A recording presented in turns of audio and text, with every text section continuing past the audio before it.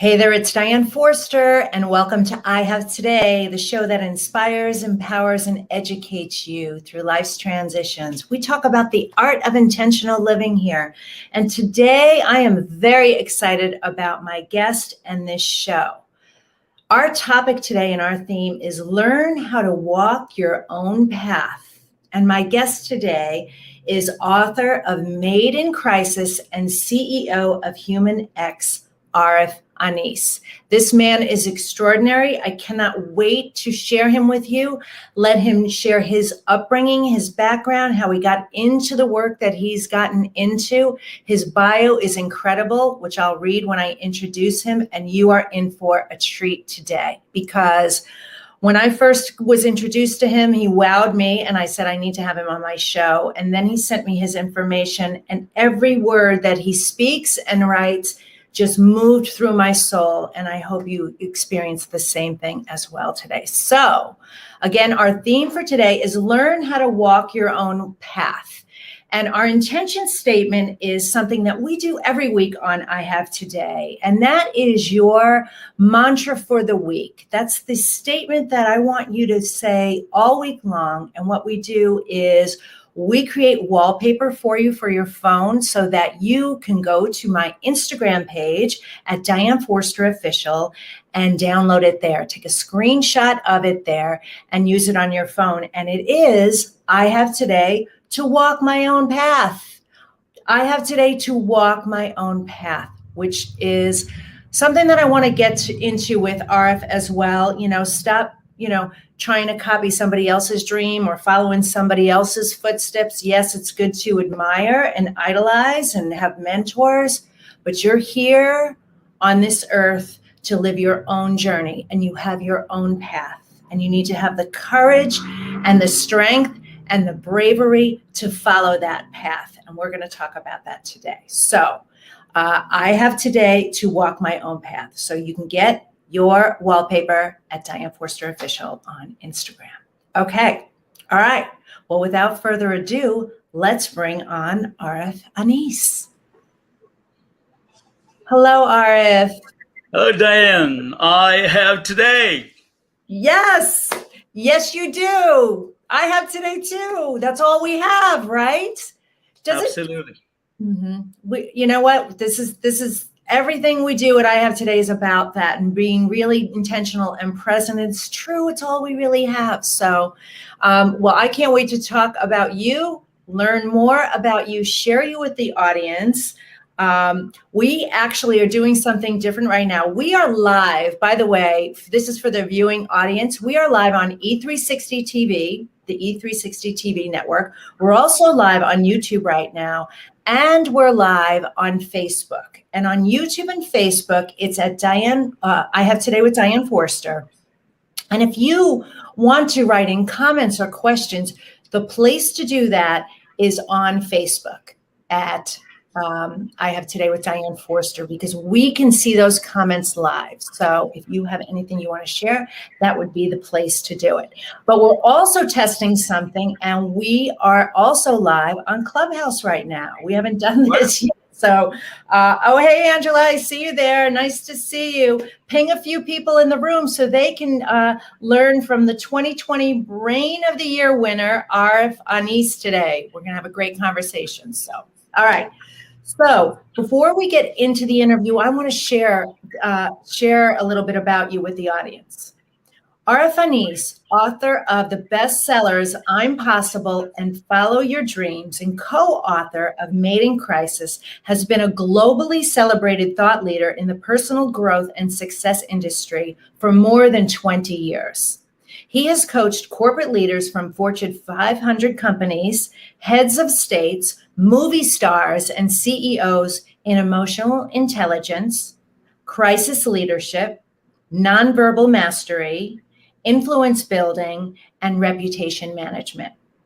Anis is an influence magnet, and he has been voted Brain of the Year 2020 by the famous Brain Trust UK, a trophy previously awarded to Professor Stephen Hawking and astronaut Senator John Glenn, among many others. He's an international keynote speaker, and he has shared the stage with global icons in the field of leadership and influence industry, including President Donald Trump, President Bill Clinton, Tony Robbins, and the list goes on and on. Prime ministers, you name it, presidents, and many, many others. He was named the Global Man of the Year in 2019 by Global Man magazine. Power 100 placed him among the 100 most influential trailblazers in Europe in 2018. I mean, your resume is incredible, the work you've done. So fantastic. Well, welcome to I Have Today.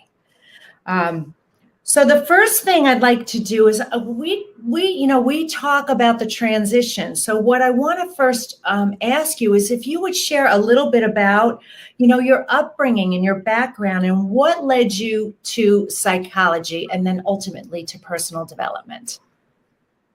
Hi, Diane, again, and the viewers and the listeners. I'm very excited about the Clubhouse because I haven't done it, so that makes it even more interesting.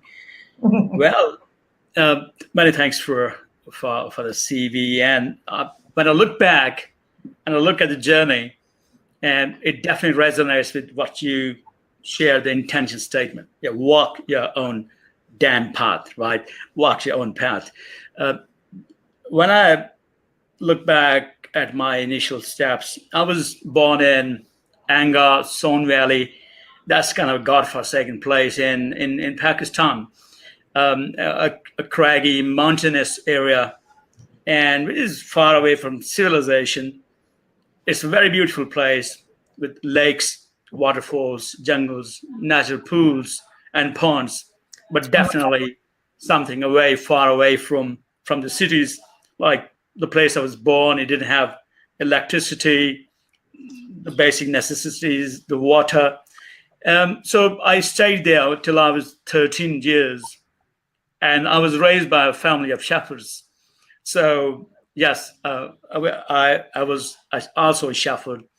You were a shepherd, amazing. Yes, a shepherd with my own flock.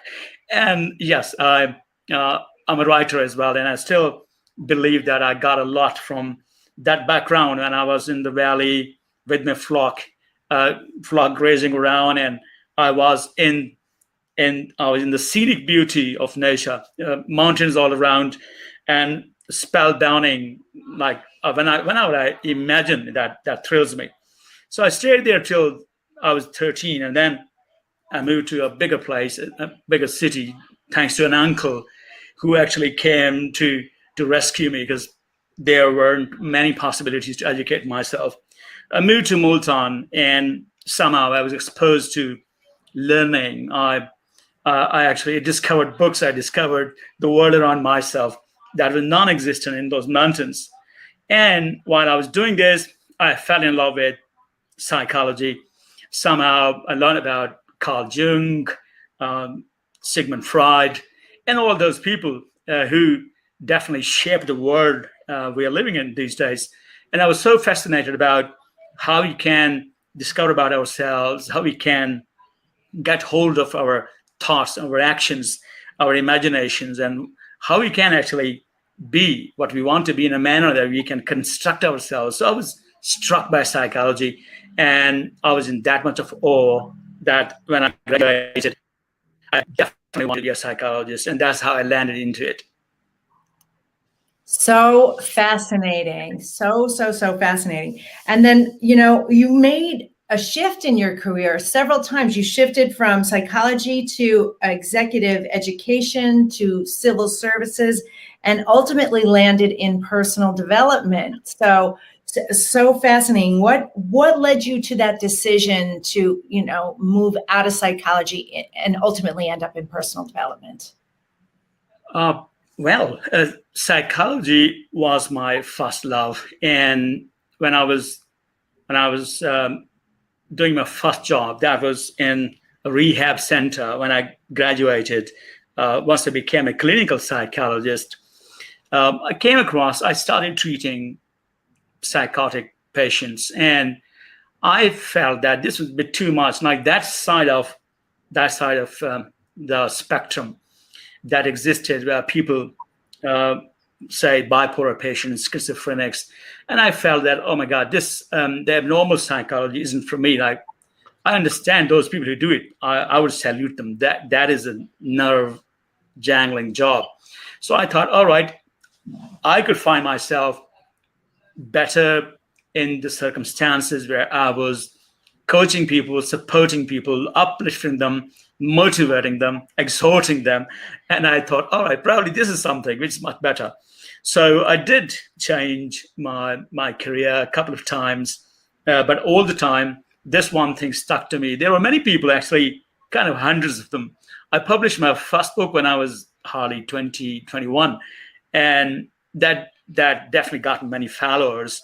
And they would say, oh, yes, why don't you do that? And then I finally found out, now this is my path. I got to urge people, motivate them, and help them get the best out of themselves. And that then stuck on with me kind of forever. Yes. It's such a rewarding feeling, isn't it? When you have, when you get to help people that way and really see the transformations and the changes in them. And I was reading in your notes here that you work with presidents and celebrities, famous people all over the world. I know why now. I know why after reading your work, but that's just got to feel so empowering and so rewarding for you. One of the things I wanted to ask you is talk about the Brain of the Year Award. Congratulations on that amazing accomplishment, by the way. Thank you so much, Diane. And it's such a big, it's such a big crown, actually. When you are put in the league of geniuses like Stephen Hawking and those people, I'm in the awe of all what it is, because I got this email probably last October from Raymond Keane, OBE. He's one of the grand chess masters who are alive, one of the few people, right? The rarest of the brains. And he sent me this email telling me that, we came across your work, and this was 1 million meals. This was a project that's just 10 days back awarded by the Prime Minister Boris Johnson recently. And he said that we were so thrilled about this work, and we are aware of your academic credentials and your books, and we feel that you deserve this trophy this year. So I couldn't believe when I read that email. So I was so humbled, because one of the Brain of the Year award holder, trophy holder, Prince Kaspersky, he once, after when I won that, he told me, he actually won this 3-4 years back, and he said, Arif, be very careful, because I won this couple of years back, and whenever I commit any blunder, my wife, Princess Petrina, I guess, she looks at me and says, yeah, you are the one who won that Brain of the Year trophy. What an amazing accomplishment. Wow. So what has really been the biggest challenge for you, and how did you overcome it? Well, the biggest challenge for me, particularly when you look at my journey from shepherd to actually evolving into, say, entirely a different being, that has been to challenge my limitations, because the place I came from, definitely all what actually happened later, that was just a huge dream, kind of something that might never happen. So there were many fears, and they were so crippling in many ways. So I wrestled with those fears in first place and traveled from impossible to possible, thus authoring my book, I Am Possible, that later inspired countless people and became a battle cry for many celebrities, including Miss World, pageant, and Katy Perry, herself. So burning quest to find my purpose, it aided me to weather the storms on the way. I used to question the meanings of existence. Why am I here? How can I change the world around myself and make it a better place? And gradually I realized that even while I was trying to configure the purpose of my life, that even if there is no divine purpose for ordinary lives could still serve some divine purpose. So the biggest challenge, limitations, and conquering them one at a time, gradually growing up every single day, because I have today. I love it. I love it. Well, we're on the same page about that, right? You do have today. I want to talk about your book, Made in Crisis. Can you share a little bit about that? Yes, this book is somehow a byproduct of the biggest crisis we are facing in our lifetime, that is the pandemic. Since we understand that the entire world experienced this horrific pandemic that unsettled it in many ways for the last now more than, say, 14, 15 months. So when the pandemic hit the United Kingdom in March 2020, that was the time when I was leading my 1 million meals campaign. That time I came across a severe lack of clarity and failure on the part of the leadership and the global leadership. In many ways, the last 1 year, 12 to 15 months, they trumped a few of the most settled leaders of the world. We found out that the pandemic spread like a wildfire, and the people who were supposed to lead their nations and the world, they crumbled. So I started investigating into the failure of leadership, but not only the failure, also the success stories. So I interviewed some of the most renowned politicians, chief executives, trying to work out what and how actually we behave in the time of crisis. Because crisis is one of the biggest tests of a leader. If you can't sustain the heat in the time of crisis, then probably whatever that is, that shows that you weren't grounded enough.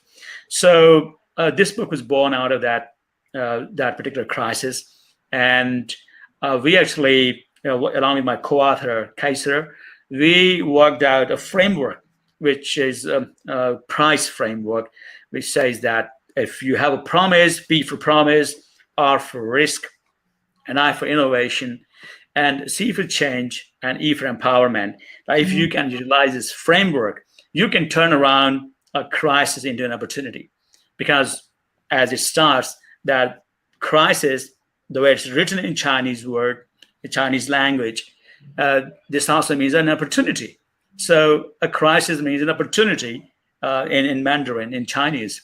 And that can be turned into an opportunity, provided that we are ready and we can hold that, we can sustain that heat, and we can turn that around. Yes. I think this has been an extraordinary time in our history where this pandemic has touched every single person on the planet, right? Unprecedented. And it's really shown how, leaders really get to, we get to see how leaders respond. We get to see what happens with that. And I know there's been, hey, I live in the U.S.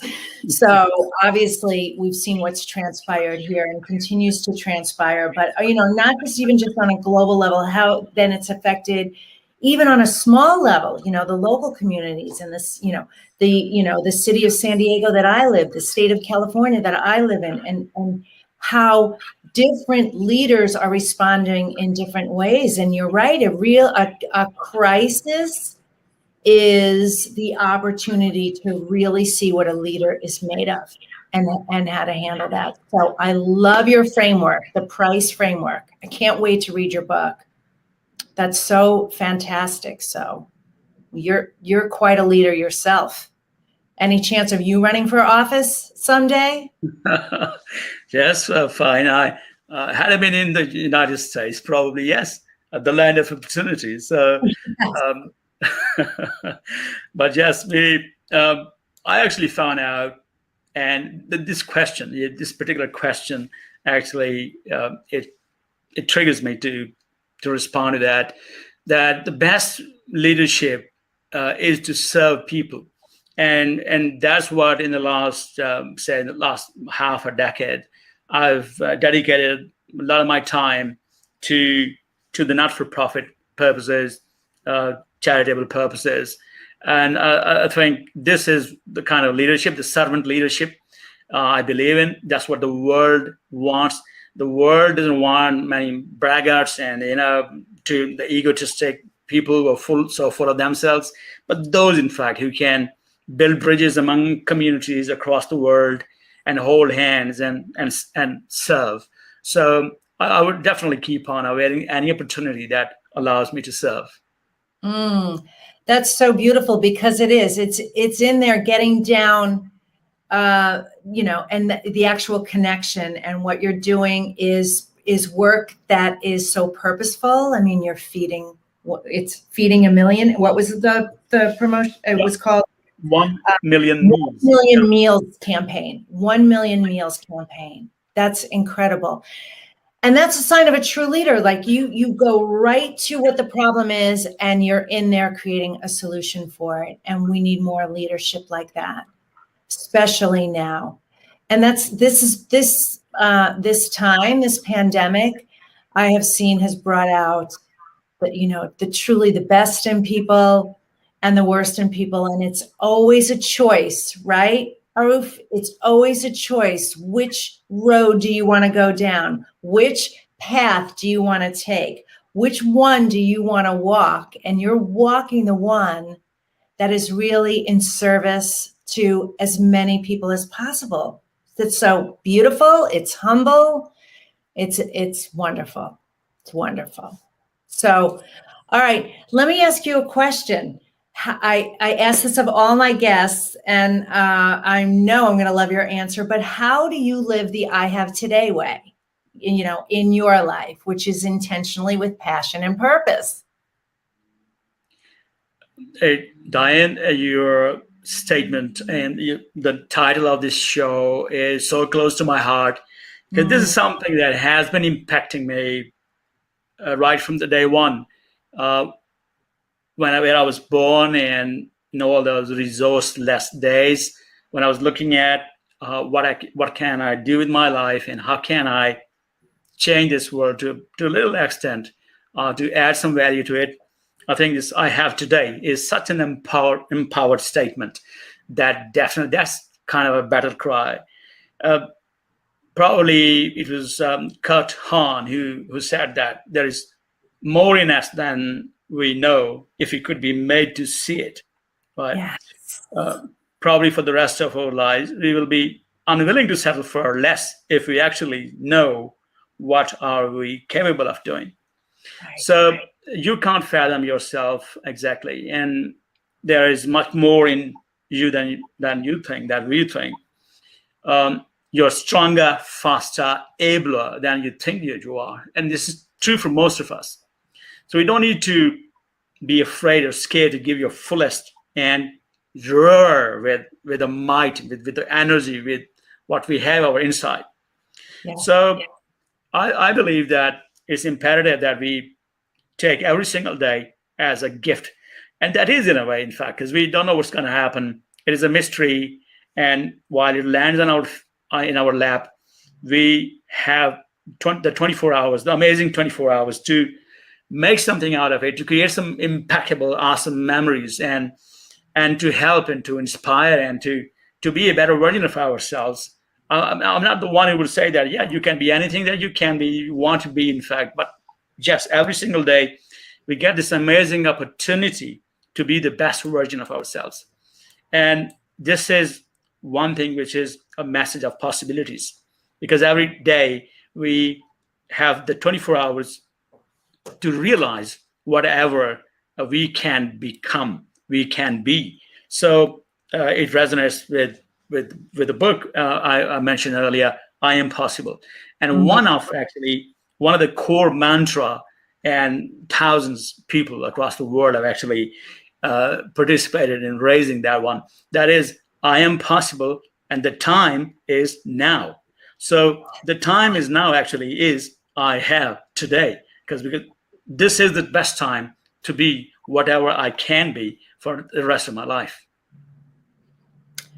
So much richness and goodness in everything you said there. Yes. And it is, I love that about I'm Possible. And it is the message of impossibilities. And I love what you said. I don't believe in failure or mistakes. Those are words that I don't even have in my vocabulary. I believe in lessons along the way and growth opportunities. So if you can operate in your life knowing that the only way you fail is if you stop and you quit, right? And I'm going to quote you because you said, life is not a straight road.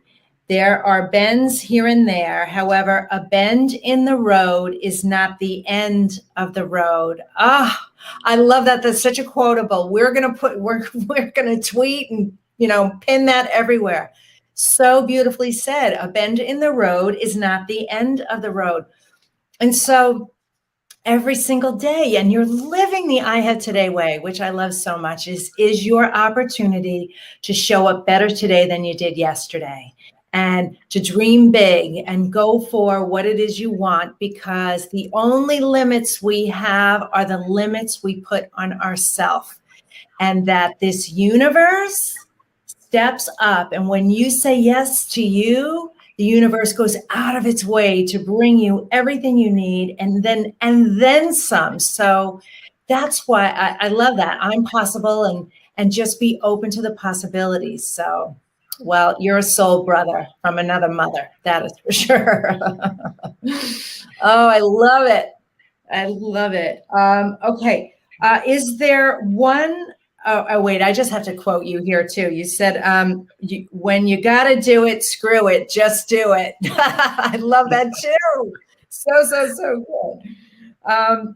Is there one final piece of advice that you want to share with our audiences and with the world? Well, there's just when someone asks me this question, I feel a bit odd, because it just puts me on a pulpit where I can tell people what to do, and I don't think so, that because I've made my own fair share of mistakes and blunders in my life. But yes, not an advice, but the way, it can be probably my perspective. What I learned in life is that it is essential to walk your own path. Mm-hmm. And when I say your own path, that is making your own path. Because there are roads and there are motorways and there are walks in the woods, they exist. But making your own path by actually walking it. So not towing the line because that's easy, it's already there. Not copying your parents and your siblings or significant others for emotional reasons. In my view, it must spring from your own being, your own presence, your own existence. Mm-hmm. And you must not be deceived by the trap that you're walking your own path while you are trudging along with, say, societal norms. Mm-hmm. And some already, the blueprint available, you pick it up and you start running with it. Well, there's nothing wrong with the norms and even finding the blueprint, but you can walk out, you can actually copy someone else's dream or someone else's path and adopt it. If it springs out of your own being, then this is truly you. And unfortunately, you'll never embrace the essence of your existence until you walk your own damn path. Because you said the life is not a straight road. There are bends here and there, but they're not the end when a bend of the road A bend in the road is not the end of the road. So we can recover from any shocks as long as we know this is what I'm living. And I know that. I know my purpose. I know my existence. I know why I'm here. And once we figure out the why, the how is probably easier to get down to. Agreed. 1,000% agreed. I say, you need to know what and why. Don't worry about the how.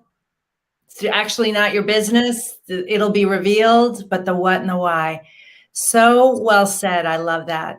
Yeah, I mean, the road is definitely not straight. And honestly, Arif, how boring would life be if it was, right? Okay, you're just going to go. All right. The magic is in the uncertainty and the unknown, as you know, and you teach that so well. Yes. Yeah. Beautiful. I guess you're so right. When every single day, we get into this while not knowing how it ends up, in fact. And that is the most fascinating thing. Otherwise, the life would have been so boring, actually, just living the same thing every single day. So every single day, embracing something which is unknown. And then, yes, there might be setbacks and there might be disappointments, but no matter how great the setbacks, how severe the failure, one shouldn't give up. You pick yourself up, you brush yourself off, you push yourself forward, and you move on. You adapt, you overcome, but you don't just give up. And you only lose when you give up. And we only lose, actually, when we give up. So we're not beaten until you give up. So walk your own damn path, and you never give up. Love it. Walk your own damn path, and you never give up. I want to thank you so much for being here, Arif. I've truly enjoyed this interview and love that you are now in my life. Can't wait to read your books. Made in Crisis and I'm Possible are the two I'm starting with. What we're going to do is we're going to have information in the comment section. How can people find out about you? Through your website? They can reach me via social media. I have a personal website. It's arifanis.com, and they can actually reach me there. Fine, I'm on LinkedIn, I'm on Twitter, I'm on Instagram, all the places where we all ought to be. So yeah, I can be discovered from there. And yes, I keep on writing, I keep on publishing, and most likely my next book would be out in the next 6 months or so. So yeah, you can find me through my books, you can find me through my videos, you can find me through my website. And in any ways, if you can become part of this amazing journey that Diane and so many amazing people started, and I'm actually part of that journey as a fellow traveler, walking your path and exploring possibilities, and yes, making a difference every single day. Yes. Beautiful. Beautiful. Well, we will have all links to all of your information in the comments section. And I want to thank you so much for sharing your today with me and with us and with the audience, with the world. And I'm so grateful to you. So again, learn how to walk your own path. I'm with Arif Anis. Please follow him. Please read his books. And I hope to have you on the show again someday soon. I do. I want to thank you. Sure, Diane, and all those amazing viewers and listeners. Great to be in the clubhouse for the first time. Yes. So it's such a privilege being here with you, and definitely part of this amazing show I have today. All right. Well, thank you so much. Have a beautiful today. I'll see you soon. Okay. Wow. That was amazing. He's incredible. I honestly cannot wait to read his books. The work that he's doing is incredible. Mission Possible 1 Million Meals campaign. He just wrote a book on the crisis going on in the world. He co-authored that, Made in Crisis, where they break down the price framework on how to be a better leader. What could be better than that? So thank you guys so much for being here today. We would normally do a mantra meditation today. We are actually going to skip that today. This is because this is a special edition of this show. But what I'm going to offer you instead is the opportunity to get some of my mantra meditations for free. So there is a link. We're going to show it right here. It's called DianeForsterGifts.com, DianeForsterGifts.com. And there I have a money mantra meditation. We have your ideal body mantra meditations. If I think a free chapter in my book, the 8 affirmations. There's several free gifts there to help you. They're all mindset tools for you. So go check that out. And of course, follow me on social media at Diane Forster Official. Subscribe to my YouTube channel and join my Facebook page. Both of those are called I Have Today with Diane Forster. You can check out my website, dianeforster.com. And we will see you next time. Take care. Love you madly. Bye-bye.